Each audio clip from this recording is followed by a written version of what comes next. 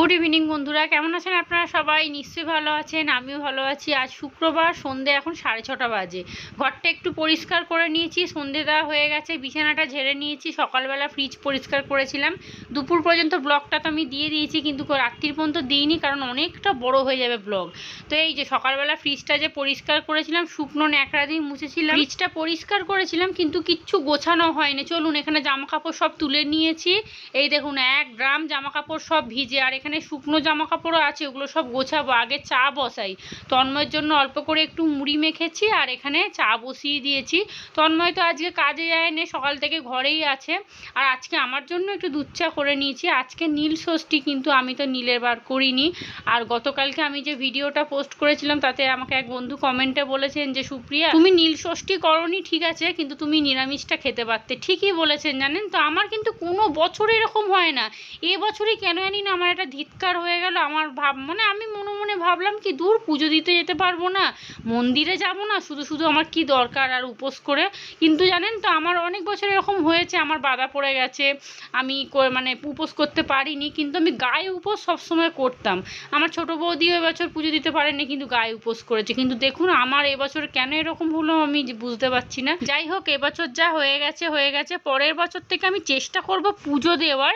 কিন্তু এবছর জানেন তো, আমার এই মাথার যন্ত্রণা আমাকে পুরো ডুবিয়ে দিল, কারণ কিছু না খেয়ে আমি ওষুধ খেতে পারবো না।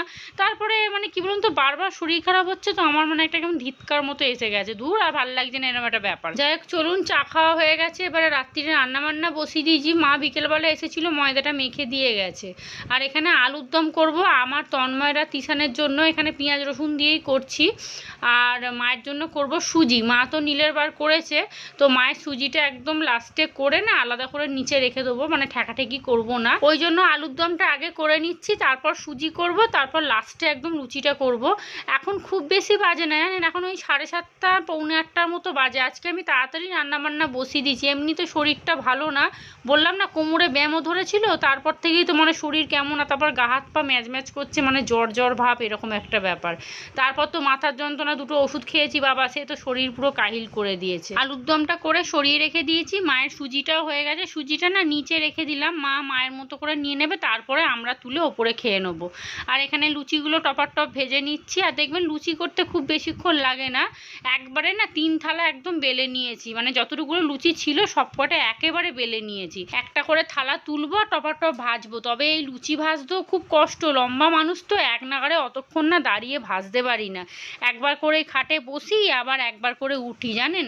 আচ্ছা, আপনারা আমাকে বলতে পারবেন যে শারীরিক দিক থেকে, তারপরে মানসিক দিক থেকে, সংসারেও খুব প্রবলেম চলছে, সব কিছুর দিক থেকে কি করে বাঁচা যায় আমাকে বলবেন একটু।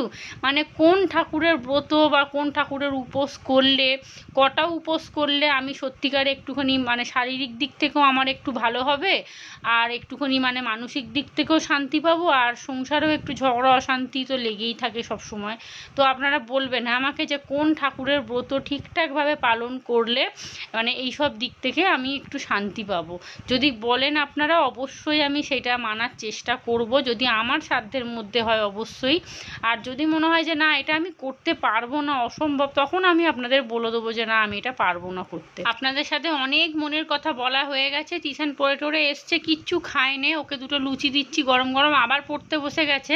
আজকে ওর ইংলিশ পড়া ছিল, বুধবার আর শুক্রবার থাকে, আবার সকালে পড়া আছে, সেই পড়াটা রেডি করছে। আর এই যে রাত্রিরে গরম গরম লুচি রেডি হয়ে গেছে একদম। রান্নাঘরটা পরিষ্কার করব, তার আগে এখনও অনেকগুলো লুচি আছে ভাজতে হবে। এই দেখুন, এখানে খানিকটা আছে, আর 1 থালা ওইদিকে আছে। বললাম না, ভাজতে অনেক সময় লাগে। লুচি আনেন, একজন বেলে দিল আর একজন ভাজলো, সেটা ঠিক আছে, কিন্তু একা সব কিছু করতে গেলে না খুব মুশকিল। যাই হোক, রান্নাবান্না সব কিছু হয়ে গেছে, গ্যাস ওভেন পরিষ্কার করে নিয়েছি। এইবারে দেখুন, যেহেতু রবিবারে পয়লা বৈশাখ, একটুখানি ঘরদোরগুলো পরিষ্কার করব। সে শরীর আমার যতই খারাপ থাক না কেন, হ্যাঁ অবশ্যই আমি তাড়াহুড়ো করব না, একটু ধীরে সুস্থেই কাজ করব। আর এখানে যত কন্টেনার ছিল সব বার করেছি। এই যে শুকনো লঙ্কা রাখার, তেজপাতা রাখার, চা পাতা, চিনি, মুসুর ডাল, মুগ ডাল, এই কৌটোগুলো অনেক দিন মাজা হয়নি, তাও বোধহয় পুজোর সময় মেজেছিলাম। চা পাতা চিনির কৌটোগুলো দেখছি খুবই নোংরা হয়েছে, বড় বড় কৌটোগুলোই বার করেছি, কাঁচের যে ছোট কন্টেনারগুলো ওগুলো না বার করিনি, দেখছি মোটামুটি পরিষ্কারই আছে, খুব একটা নোংরা হয়নি। আর এগুলো দেখছি একটু তেল ছিটে পড়ে গেছে। যাই হোক চলুন, মাজা ঘষা করে নিয়েছি ভালো করে, আজকে মেজে নিলাম, পরের দিনকে ভালো করে শুকনো করে মুছে তারপরে সব জিনিসপত্র রেখে দেবো। আর এই দেখুন এখানে যে সেরামিকের জারগুলো কিনেছিলাম ওগুলোকেও ভালো করে মাজলাম। আর এই যে এখানে দেখুন তেলের যে ছোট্ট কন্টেনারটা দেখছেন কি সুন্দর দেখতে না, এইটাকেও মেজে নিয়েছি, ভালো করে পরিষ্কার করলাম। আগামীকাল ইচ্ছা আছে রান্নাঘরটা একটু ভালো করে পরিষ্কার করে তারপর সব গুছিয়ে গাছিয়ে রাখবো। আর এখানে দেখুন মায়ের সুজিটা রেখে দিয়েছি।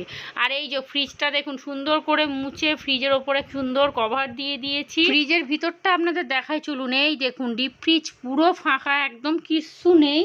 আর এমনিও ফ্রিজে কিচ্ছু নেই দেখতে পাচ্ছেন, তবে এরকম পরিষ্কার ফ্রিজ কিন্তু দেখতে খুব ভালো লাগে।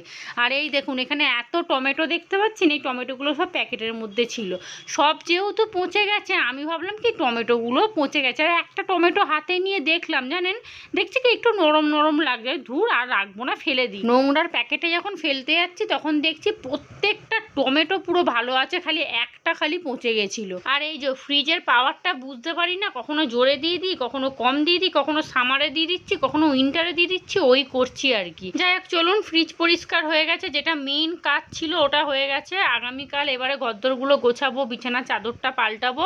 একটা চাদর কেনার খুব ইচ্ছা আছে, দেখি এখনো পয়লা বৈশাখে কেনাকাটি হয়নি। হ্যাঁ, আর এই দেখুন ফ্রিজের ওপরটা কলিন দিয়ে সুন্দর করে পরিষ্কার করেছি, পুরো চকচক করছে একদম। আর তিশান এখানে আরাম করে শুয়ে টিভি দেখছে, পড়া হয়ে গেছে। আমি আর তিশান এবারে একটুখানি খেলবো, কি বলে লুডো খেলবো, তারপরে খাওয়া দাওয়া। এখন ওই মোটামুটি 9টা 15-20 হবে, খুব বেশি বাজেনি। চলুন তাহলে আজকের ব্লগটা এখানেই শেষ করছি, আপনারা সবাই ভালো থাকবেন, আজকের মতো টাটা।